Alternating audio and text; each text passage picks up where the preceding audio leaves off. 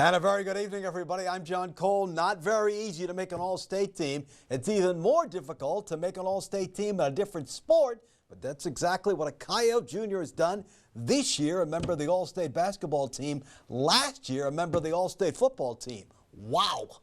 It means a lot to me and all of my teammates. They push me to be there. My coaches, my family, they all push me to be great, and I'm just happy that I was able to be on an all-state team. 2 years playing in the WDA, you know there's a lot of good basketball players in the state. It's quite an honor. Yeah, it is an honor. You know, it's a lot of talent out there in the Bismarcks, Minots, everywhere. So it's just an honor to be in there from the city that I'm from, right here in Williston, and be honored to be in that. Putting together quite a resume, all-state in football, all-state in hoops. It's got to make you feel good, right? Yes, sir. You know, it feels good, you know, to be something great out here. I always wanted to be this, my dream, so my dream is finally coming true. Oh, love that. That's for sure. Already been offered a football scholarship by those Bison. Proud to vote for him for the all-state team for hoops. The coaches vote. The coaches vote on the football team, but you cannot vote for your own players, so was the other coaches. Good college baseball matchup tomorrow right here in Williston, 1 p.m. 13-5 Tetons taking on the 12-6 Dawson Bucks. And like usual, the conference race is always a wild ride to the end. Yeah, every year is so different, and you know, there's so many more obstacles than just the other team you play. The schedule that you get laid in front of you, the fact that, you know, we're going to find a way to cram a bunch of games into a very short period of time once again.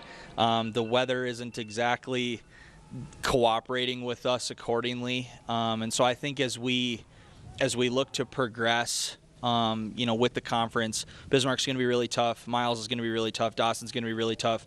Lake Region's always really scrappy. We actually got to see Botno in Arizona in a non-conference game, which was great. So we actually have a little bit of an idea as to what to expect because we didn't even play them last year in the conference. We actually got that series canceled and we didn't make it up. And so you never really know what you're going to get. Everybody's relatively young. Miles is probably the most experienced team in terms of like having sophomores, but they don't have a lot of experience in terms of guys that played. They have a lot of third-year guys left from the COVID years and things like that, and so it's going to be a lot of fresh faces as everybody's going to try to learn everybody as quick as possible. It'll be a lot of conversations with other coaches, you know, around the league trying to get some scouting reports. So should be really competitive. All right, Saturday they will be home against Miles. Start time of 1 p.m. Softball off a split with Lake Region yesterday on the road. Home against Dawson at 1 p.m. tomorrow. Saturday also home at 1 p.m. against Miles. All right, track from the Mandan meet. Girls in. We don't have the boys yet.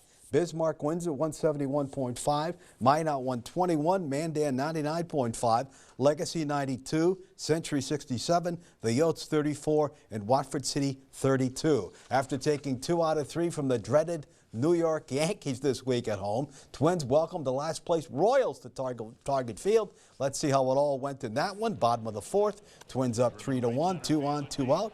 Byron Buxton, a full-time DH these days, with a 3-run shot off Zach Greinke. That makes it 6-1. Then Carlos Correa, old moneybags, he's going to hit without a solo shot. That makes it 7-1, and that would be your final. So back-to-back. Kind of sad to see Zach Greinke, 20-year pro, get knocked around. He's like an old boxer that doesn't have a lot left. So, but hey, the Twins will take the win. They win it 7-1, and let's hope they continue to play good baseball.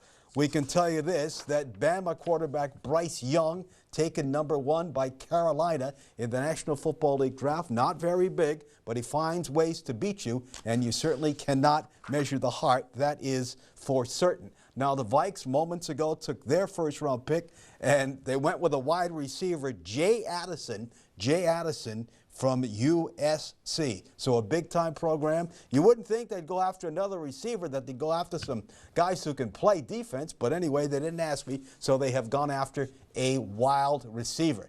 The Wild had another day off to get ready for the biggest game of the season tomorrow at home against the Stars. They simply have to win to keep their season alive and those dreams of skating around St. Paul with Lord Stanley's Cup in their arms. They're down 3-2 to a very talented and tough Dallas team. Big plus tomorrow night at home in front of the home folks. And you certainly know that Minnesota loves hockey, and they're very, very knowledgeable. So hopefully a big crowd. Minnesota comes right out. It's been a good series, a great series. I think she's going 7.